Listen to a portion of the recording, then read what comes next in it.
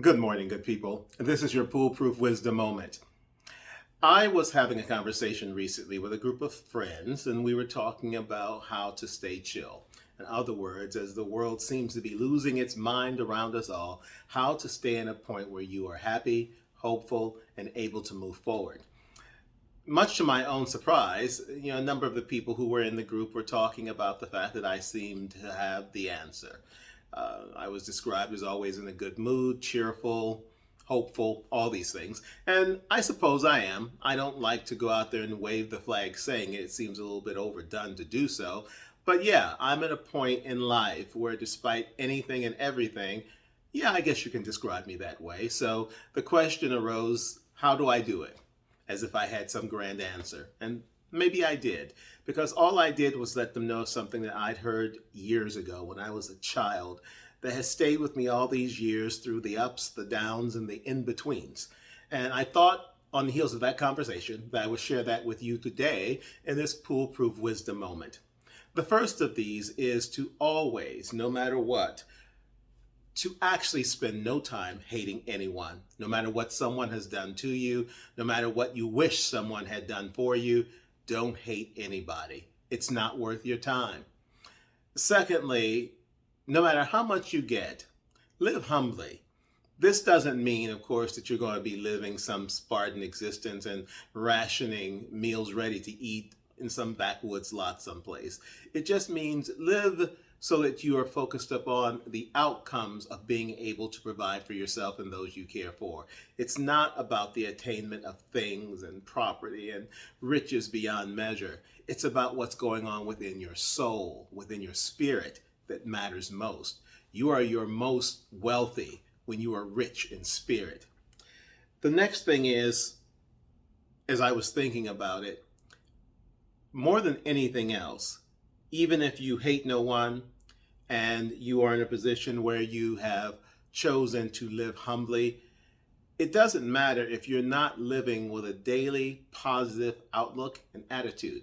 Gratitude informs a lot of how I feel about the world. And I think that understanding, that ability to live with a positive outlook, to always be hopeful no matter what, is a core foundational element of who I am, and I encourage everyone else to do the same. Because at the end of the day, what good is there walking around angry, frustrated, upset, or any number of other emotions that you cannot control?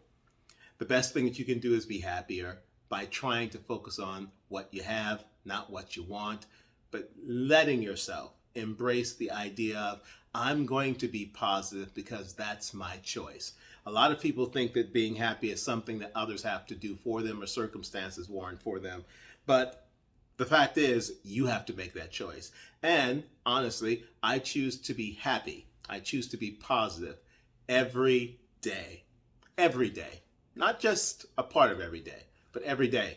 Does that mean I don't have moments where I don't want to slap the taste out of someone's mouth, where I just wish that I could lift someone up and throw them aside? That I wish circumstances that depressed me or disheartened me didn't happen? Of course it doesn't. It just chooses to let me remind myself that I don't want to dwell there. And so I don't. That's my power, that's my choice. The final thing is, no matter what, always forgive. And that begins with yourself. Forgive yourself for what you haven't done, for what you have done, for what you wish you'd done. Forgive yourself so that you can move forward. Sometimes the saddest people that I've come to meet are those people who have not learned to forgive themselves. They also don't tend to like themselves very much. And the forgiveness and likability kind of go hand in hand. And so it's very hard for them, therefore, if they can't even forgive themselves, to forgive anyone else. This is a core element of what you have to do to move forward with your own life. You can't hold on to shit, people. You've got to let it go. And that means you've got to learn to forgive. It is hard. I know you will tell me it's one of the hardest things to do.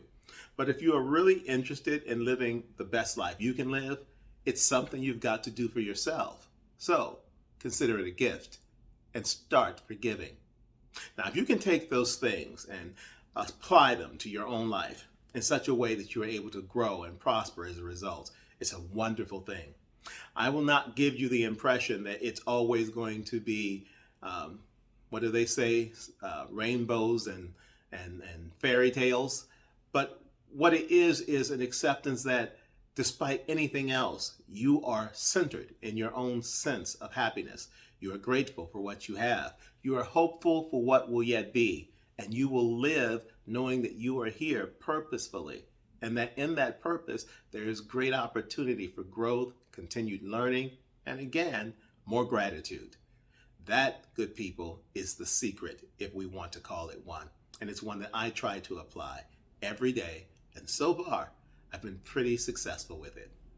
That's your Poolproof Wisdom Moment for today. Find my podcast on anchor.fm, on Apple and Google Podcasts, on podcast platforms everywhere. There are so many now, I don't even know the names of them all. You can also find my book, I Am My Own Cause, the third act, available in print version on Amazon or in audio version on Audible. Have yourself a great day. Make sure that you remember the choice is yours.